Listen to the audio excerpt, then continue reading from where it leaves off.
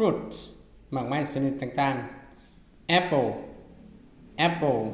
หมากแอปเปิ้ล mango หมากม่วงลองแกน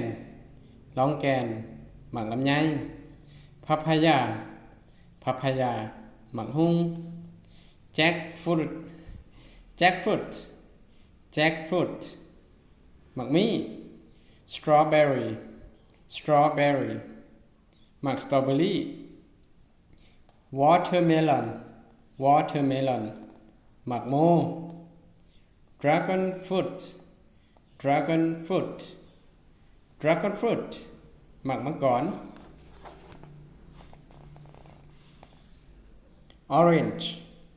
orange หมากเกี้ยง tamarind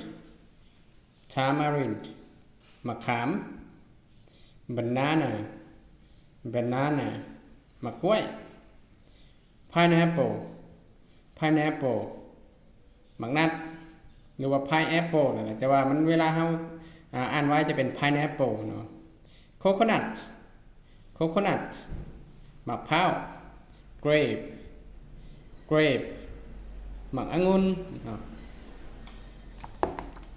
ถ้าว่าใครอยากที่จะได้ปึ๊บเล่มนี้ก็สั่งได้หรือว่าคอมเมนต์ได้เนาะติดต่อหาอาจารย์ที่เบอร์ 000 9703 0319 เนาะ